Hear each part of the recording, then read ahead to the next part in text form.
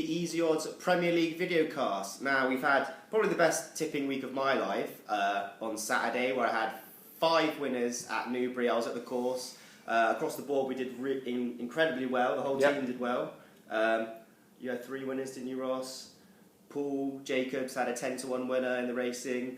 Our golf tipster David August had a 33-1 winner. Stato got a few winners in horse racing. Absolutely, yeah. So can't complain with Easy Odds tipping for the weekend. Yeah. If you were lucky enough to be part of our subscription newsletter, then you'd have got all those tips straight into your inbox. So make sure that you subscribe to the newsletter. Yeah. Okay, so let's get some more winning tips. That's just a guarantee. We're not going to not get any winning tips, but here we go. Stoke versus Man City, first up on Saturday. Mark Hughes has turned it around at Stoke somewhat. I mean, he's changed the way they play quite a lot. He's brought in some big names. And they've done well recently. Their defensive record's good as well. Up against Man City, though, obviously incredibly good in attack. Yeah. Kevin De Bruyne's been really good recently. What a signing he's been, yeah. Yeah, unbelievable signing. What do you reckon, though? Yeah, I'm going to go for the league leaders to continue their excellent start to the season with a win, but also both teams to score at 5-2 as the best price on odds comparison service. Man City's defensive record is nothing to be proud of. They've actually managed to win 5 straight wins at the start of the season and not concede a goal, but actually since then they've only managed to keep 2 clean sheets in their last 17 games. So they do like to concede a goal, as I found out to my cost on Tuesday night when I backed them to win 2-0 against Hull, and Hull scored in the 93rd minute, which was absolutely devastating. But that's the way the cookie crumbles sometimes in betting.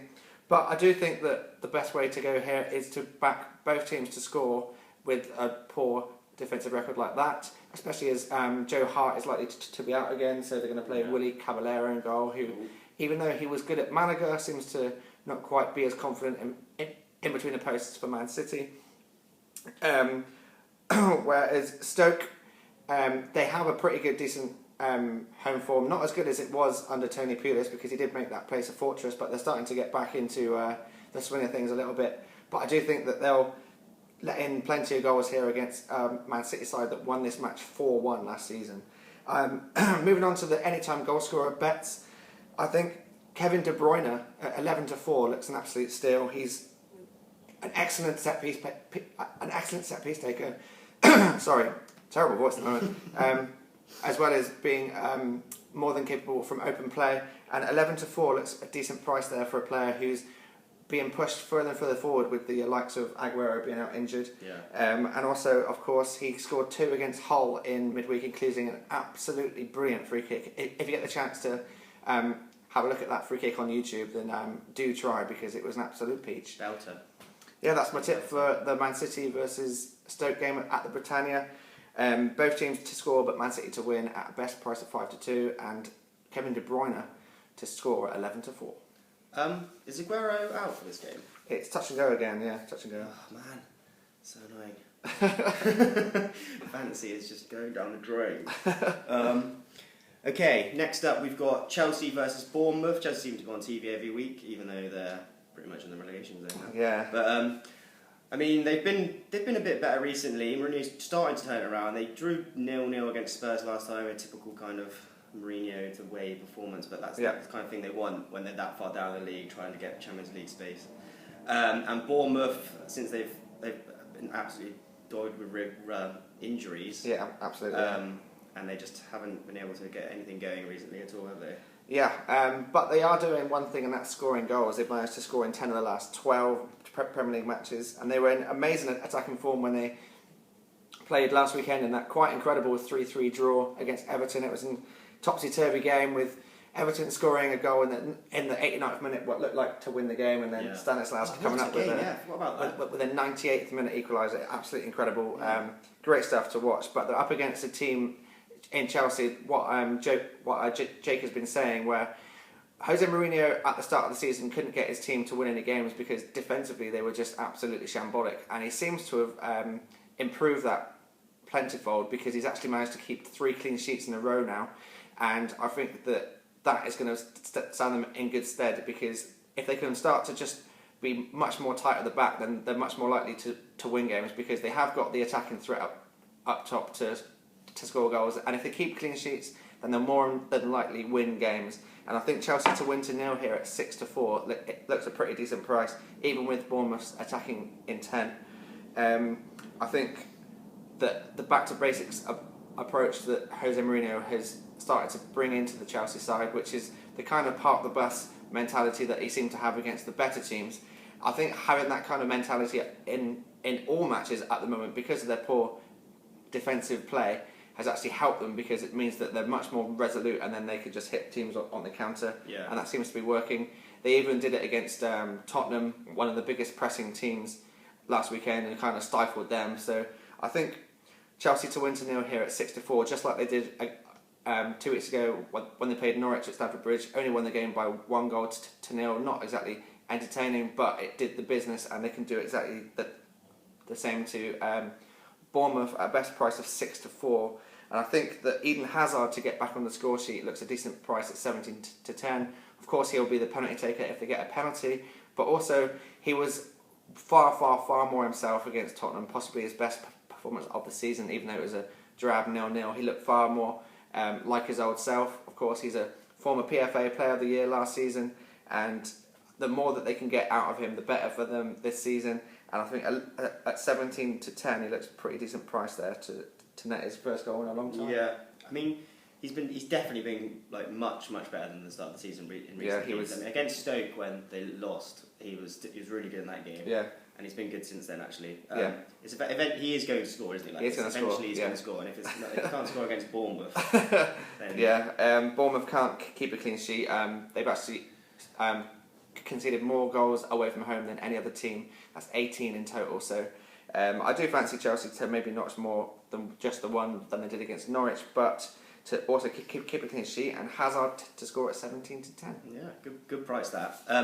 Okay, now we've got the two most contrasting managers in world football in Steve McLaren and Jurgen Klopp. I mean, they couldn't be more different, I think. Their fortunes are definitely different at the moment. I mean, Newcastle lost out massively against Crystal Palace last weekend.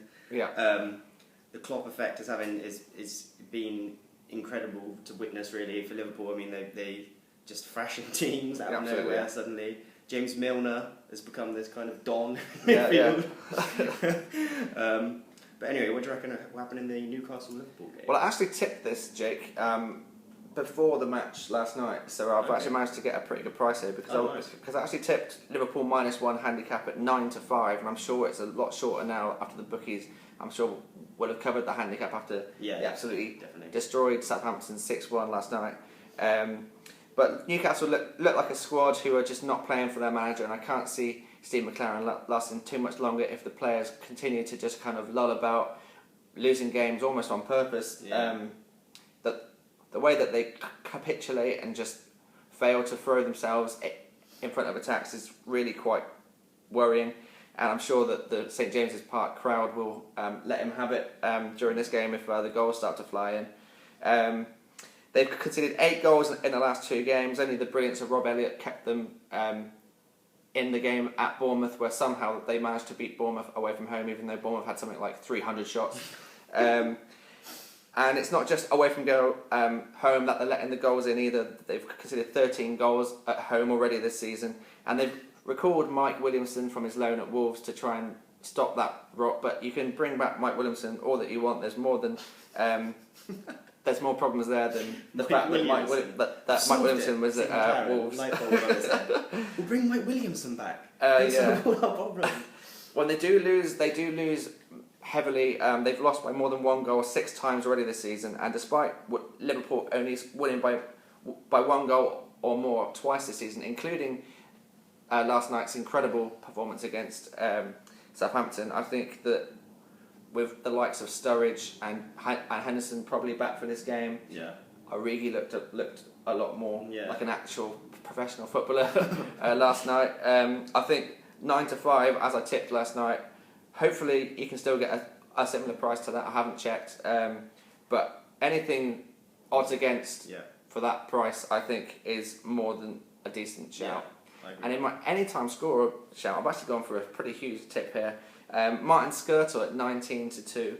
He managed to score in his last away match at Man City, and Newcastle are pretty susceptible at set plays, with Rob Elliott being a decent shot stopper, but not necessarily at his best when dealing with aerial balls. So I think Mike Williamson, though. They will have Mike Williamson there. So they're not going to let any set pieces. Oh, absolutely. Yeah. I've made a huge error. But yeah, 19-2 is a pretty huge price, almost 10-1. When Bet365 actually have them at 13-2. So there's the huge difference in odds comparison. That's why you should use our service. And that's my tips there. So Liverpool -1 handicap at 9-5, and Martin Skirtle to score any time at 19-2. Nice, very nice indeed. Okay, we'll quickly move on to the final match in this podcast. We're going for Everton versus Crystal Palace. Everton are obviously scoring goals for fun. Lukaku's on excellent form. Crystal Palace are also on really good form. Pardew's done an amazing job there. Players he's brought in have been amazing. So what do you reckon? Yeah, I'm really looking forward to this game. I think there's going to be goals in this one. I can actually see Palace getting something from this game though, and that's the reason that I think 11-10 on an Everton win is a little bit short actually, up against a Palace team who are far better away from home than they are at home.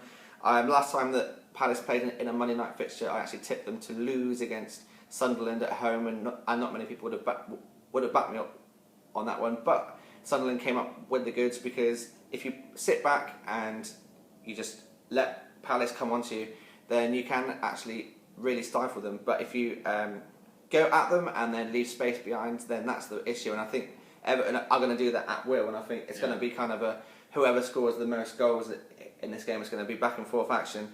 And so for that reason, I'm going to go slightly safe and say Crystal Palace draw no bet at 46-25, which means that if it is a draw, then you get your stake returned. So the only way that you can lose money here is if Everton win the game. But Palace have got plenty of reason to believe that they can get something out of this game.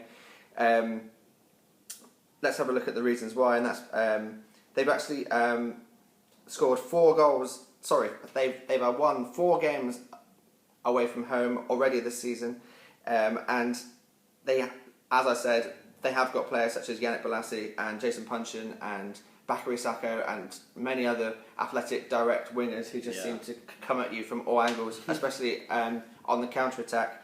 And I think that with the fact that they've won both of their previous matches in this tie, I think that that's a pretty decent bet. Everton are playing well, and 11-10 is a pretty good price for a home team, but I just think that Palace away from home know how to play, and they could outscore Everton at a best price of 46-25 in the draw no bet market.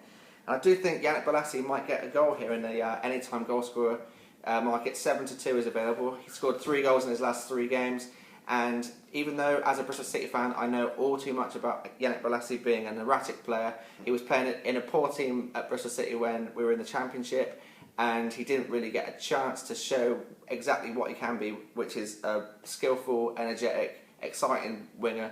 At Bristol City he was just an erratic, confident player playing in a poor team, and it just didn't work at all.